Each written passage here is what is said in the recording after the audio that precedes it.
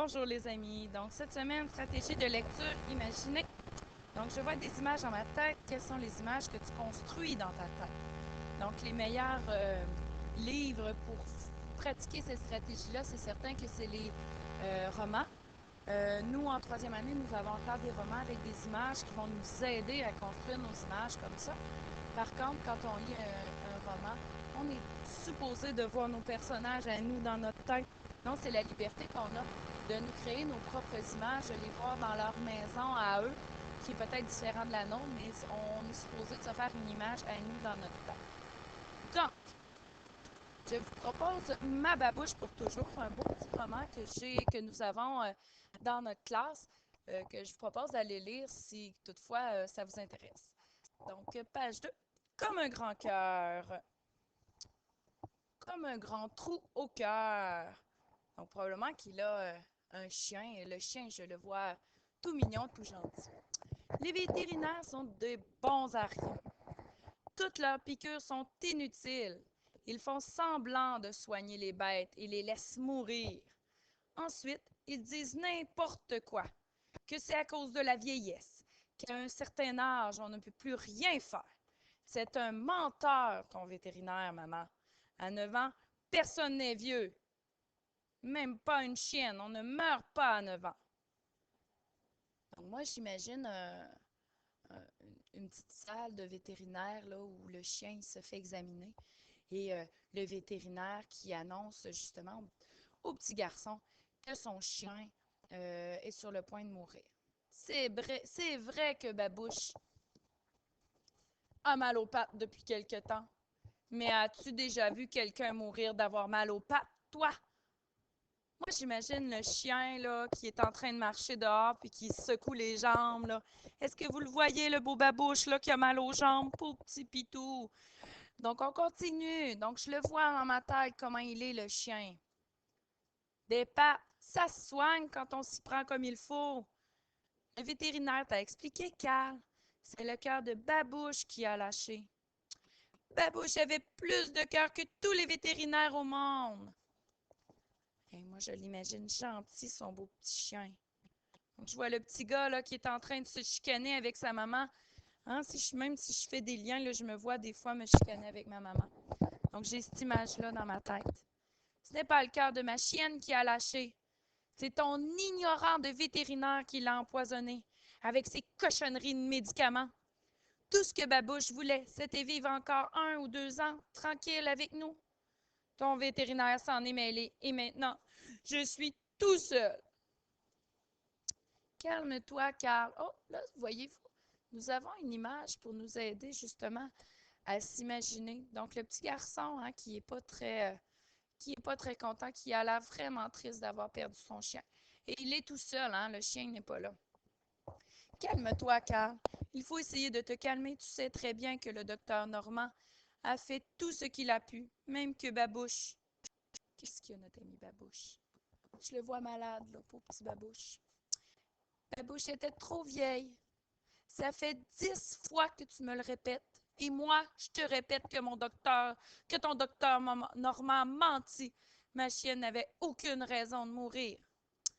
Babouche était malade. Je le vois, la maman là, qui essaie de consoler son fils. Je l'imagine dans ma tête en train de parler avec son petit garçon, toute calme. Je ne l'ai jamais entendue se plaindre, moi. Elle passait ses journées à se lécher les pattes tant elle lui faisait mal. Tu l'as vu comme moi? Pauvre petite babouche. On voit Babouche là, qui est en train de se lécher les pattes. Pauvre petite choupette. Tous les chiens se lèchent les pattes, maman, hein? Ce ne sont pas des cochons, les chiens. Ils se lavent. Elle avait de plus en plus de mal à respirer. Babouche avait le goût de vivre, même avec des pattes un peu croches, même en boitant un peu. Ah, et là, je l'imagine avec ses pattes croches, notre ami Babouche. Hein? Elle maigrissait à vue d'œil. Ça se serait replacé avec le temps. Il fallait lui donner le temps. Ma chienne n'a jamais été une lâcheuse. Sans l'aide de ton brillant docteur, jamais Babouche ne m'aurait abandonné. Donc là, j'imagine un petit garçon très fâché. On va aller voir l'image, voir est-ce que mes images sont bonnes. C'est sûr qu'avec la photocopie, c'est pas génial. Là. Donc, on voit le petit garçon, j'imagine, en train de pleurer. Donc, la stratégie, vous la connaissez maintenant. Si vous avez le goût de continuer à m'écouter pour voir la suite de notre ami Babouche, vous pouvez. Donc, je fais un chapitre pour t'expliquer la stratégie. Le reste, je le fais pour toi, là, si tu as le goût de m'écouter. Puis, la semaine prochaine, on va voir la suite là, avec d'autres chapitres. Je fais un dernier chapitre pour voir qu'est-ce qui se passe avec nos amis. Là. Donc, deuxième chapitre, j'ai mal. Donc, tu peux arrêter maintenant ou tu peux continuer si tu veux voir la suite. Depuis que Babouche est morte, plus rien ne m'intéresse dans la vie. Rien. À l'école, c'est le désastre. Moi qui n'aimais pas ça d'avance. Maintenant, tout me pue au nez. Je ne veux plus rien savoir de personne. Ça m'est égal d'avoir des zéros partout. J'aurais le goût de tout lâcher. Je ne veux rien savoir non plus de Gary avec son petit chien niaiseux. Chausson. Est-ce que Est-ce que c'est un nom assez épais à votre goût, ça? Hein? Et le pire, c'est que le chien va bien avec le nom. Oh, il ressemble à un chausson. Le père de Gary n'a pas dû payer sa chair, cet agrès-là. Ah, il n'est pas très gentil. Hein? Oh, il est drôle, chausson, hein?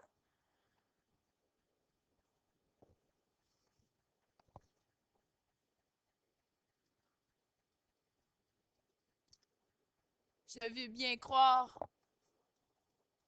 que quand tu sors de prison, tu n'as pas beaucoup d'argent, mais tout de même, il me semble qu'il aurait pu se forcer un peu. Gary passe son temps à me demander d'aller jouer chez lui depuis que je n'ai plus ma chienne.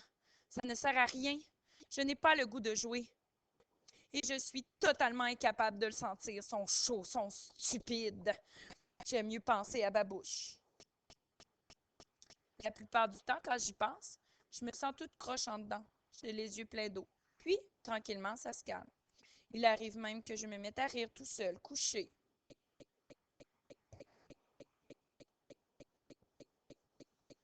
Sur mon pupitre dans la classe, en me rappelant les folies que ma chienne faisait. Je la revois encore, tard le soir, refuser d'aller faire son pipi, simplement parce qu'il pleut dehors et que madame ne veut pas se mouiller les pattes dans le gazon. Je la vois sortir sur la pointe des pieds en essayant d'éviter chaque goutte d'eau, comme une danseuse de ballet.